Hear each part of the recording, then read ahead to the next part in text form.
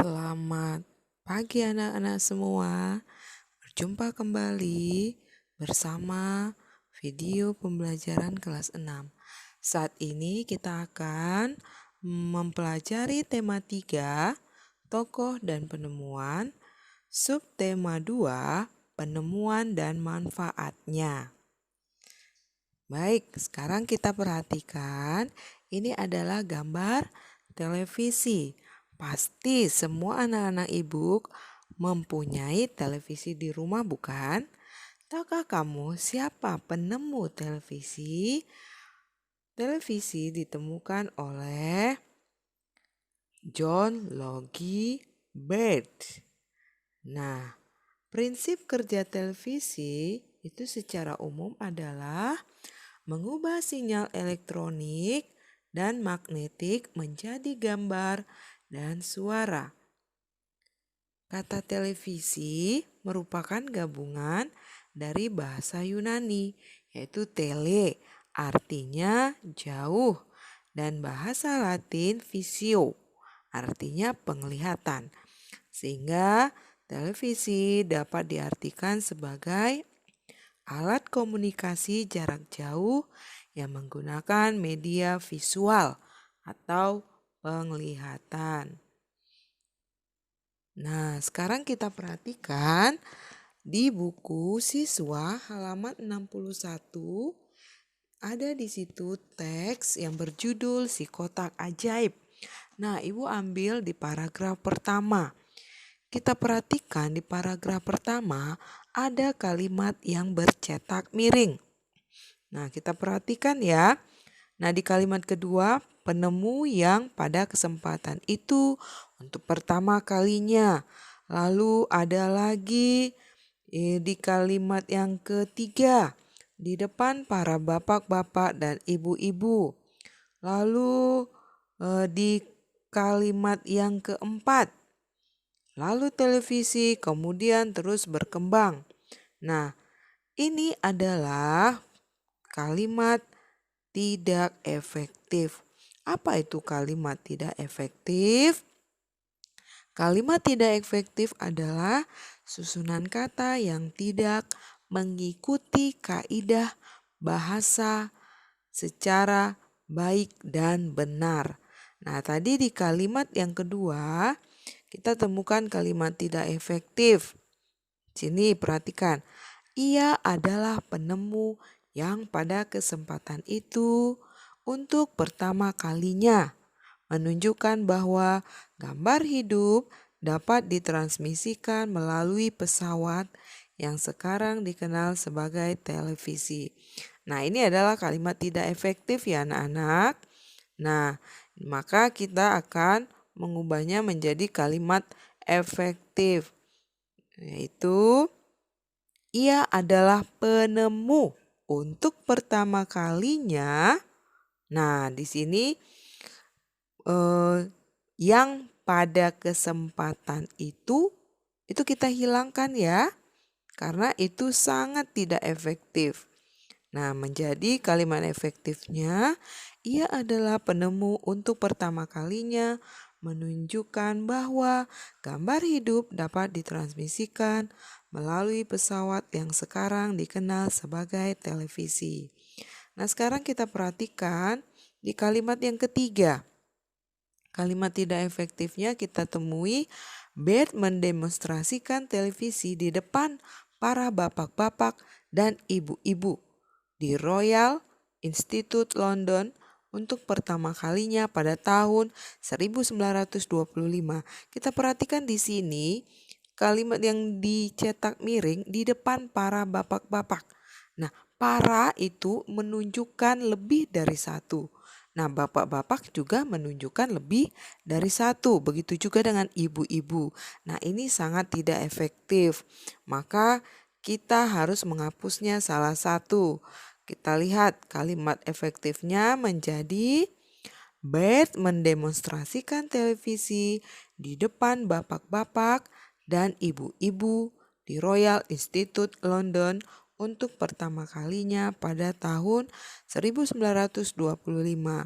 Jadi boleh juga ya kalian ubah ke di depan para bapak dan ibu. Begitu juga boleh. Nah, kita lihat kalimat yang keempat. Nah, di sini kita temui kalimat tidak efektifnya. Seiring dengan perkembangan teknologi, lalu televisi kemudian terus berkembang. Nah, di sini sudah lalu, ada lagi kemudian. Nah, ini sudah pemborosan. Nah, itu sangat tidak efektif ya. Maka kita akan menghapusnya salah satu saja. Nah, kalimat efektifnya menjadi seiring dengan perkembangan teknologi, lalu televisi terus berkembang hingga menjadi semakin canggih seperti saat ini. Oke, televisi itu mempunyai pengaruh ya anak-anak. Ada pengaruh positif dan ada pengaruh negatif. Nah, sekarang kita lihat pengaruh positif televisi di bidang pendidikan, yaitu sebagai sarana belajar tambahan, kemudian memunculkan kreativitas, lalu yang ketiga mengetahui berita tentang pendidikan. Sedangkan pengaruh negatifnya di bidang pendidikan, yaitu anak-anak menjadi malas belajar, kemudian nilai sekolah bisa turun dan bisa juga merusak moral. Pengaruh positif di bidang ilmu pengetahuan yaitu menambah wawasan pengetahuan umum.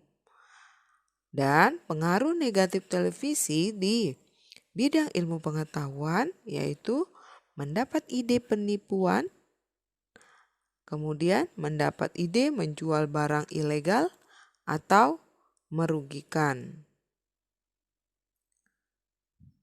Tahukah kamu bagaimana perkembangan jam mekanik?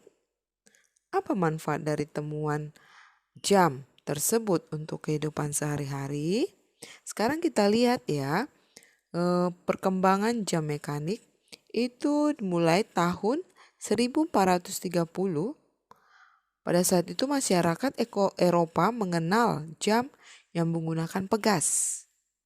Lalu berkembang di tahun 1656, itu ditemukan jam lonceng. Pada jam ini sudah terdapat jarum penunjuk menit. Kemudian berkembang lagi di tahun 1920. Nah, di situ ditemukan jam saku dan kemudian ditemukan jam tangan. Apa itu jam? Jam adalah pengukur waktu yang sangat erat dengan kehidupan manusia. Sedangkan manfaat jam, nah di sini dengan adanya jam kita dapat menentukan waktu untuk melakukan aktivitas. Nah, manfaat jam juga dengan mengatur waktu yang baik, nah kita menjadi pribadi yang disiplin waktu. Kita semua pasti sudah mengenal lampu lalu lintas. Kita sering melihat lampu lalu lintas di perempatan atau di persimpangan jalan. Lampu lalu lintas terdiri atas 3 warna, yaitu merah yang menandakan harus berhenti, kuning harus hati-hati, sedangkan hijau itu menandakan boleh berjalan. Tahukah kamu siapa yang menemukan lampu lalu lintas? Nah, ini dia gambar lampu lalu lintas ya. Penemu lampu lalu lintas adalah itu Gareth Augustus Morgan. Nah, itu tahun 1923. Nah, si Morgan ini membuat lampu lalu lintas itu menggunakan rangkaian paralel. Nah, apa ciri-ciri rangkaian paralel? Yang pertama, itu disusun berderet atau sejajar. Yang kedua, jika salah satu komponennya rusak atau dicabut, maka komponen lain akan tetap berfungsi tanpa gangguan sama sekali. Dan ciri yang ketiga arus yang mengalir itu berbeda-beda ya. Dan yang keempat, jika kita membuat rangkaian paralel, kabel yang dibutuhkan lebih banyak dibandingkan dengan rangkaian seri. Nah, kita perhatikan gambar perbedaan rangkaian seri dengan rangkaian paralel. Nah, di sini perhatikan ya, jelas kabel yang dibutuhkan paralel lebih panjang dibandingkan rangkaian seri. Nah, sinarnya paralel lebih terang ya dibandingkan dengan seri. Baik. Nah, sekarang kita lihat ini adalah gambar komputer. Tahukah kamu penemu komputer? Nah, komputer di sini berhubungan dengan Charles Babbage, yaitu adalah seorang ahli matematika. Nah, si Charles inilah penggagas utama dalam penemuan komputer.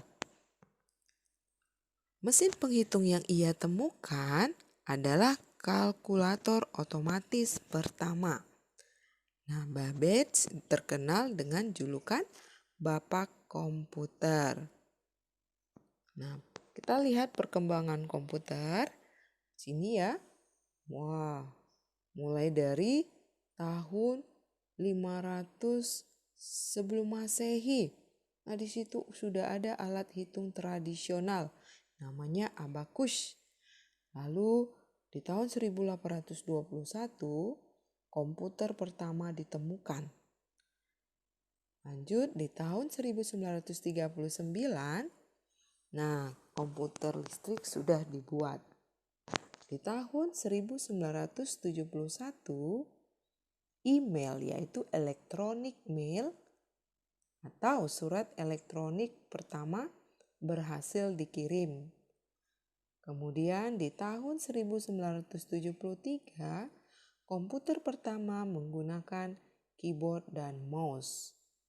Dan di tahun 1975, komputer dengan harga terjangkau untuk rumah atau home komputer. Nah, di tahun 1983, internet dengan jaringan global diciptakan. Dan selanjutnya di tahun 1994 dimulailah penggunaan internet oleh masyarakat sampai saat ini. Nah, sekarang kita lihat contoh alat musik yang bernada do, re, mi, fa, sol, la, si, do adalah pianika, angklung, kolintang, atau alat musik lainnya. Nah, ini alat-alat musik ini dia mempunyai nada do, re, mi, fa, sol, la, si, do. Nih tangga nadanya ya. Bagaimana proses penemuan pensil hingga menjadi bentuk pensil seperti sekarang dengan proses pembuatan yang lebih modern? Nah, sekarang kita lihat. Zaman dulu, manusia menggambar dan menulis dengan menggoreskan ujung pisau ke batang pohon. Nah, berkembang lagi di masa Romawi kuno, sebilah logam tipis dipakai untuk membuat goresan pada batu dan lembar daun papirus. Nah, berikutnya perkembangan pensil itu dimulai sejak ditemukannya grafit pada tahun 1564 di Borrowdale, Inggris. Oke.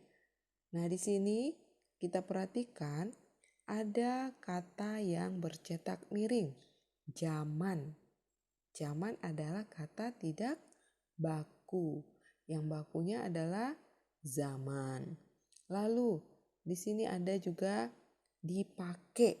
Itu tidak baku ya anak-anak. Yang bakunya adalah dipakai. Dan kemudian ada di sini modern. Itu tidak baku. Bakunya adalah modern. Oke. Sebagai pelajar tentunya kita perlu memiliki sikap disiplin dan bertanggung jawab terhadap tugas-tugas kita. Bagaimana akibatnya jika kita tidak memiliki sikap tersebut? Nah, di sini Ibu memberikan tugas untuk KI 4 PPKN ya. Kalian baca buku siswa halaman 109 atau di sini kita bisa lihat teksnya yang berjudul kewajiban dan tanggung jawab. Nah, di sini hanya terdiri dari satu paragraf saja. Dari cerita ini nanti kalian tulis atau kalian cari apa hak Ani. Lalu dari situ dampaknya jika bertanggung jawab pada kewajiban. Kemudian manfaat kewajiban. Lalu dampak jika tidak bertanggung jawab pada kewajiban. Nah, ini tugasnya nanti kalian tulis di buku latihan ya anak-anak. Nah, ini nanti dikirim ke wali kelas masing-masing. Baik, demikian pembelajaran kita di tema 3 subtema 2. Terima kasih semuanya, tetap semangat ya.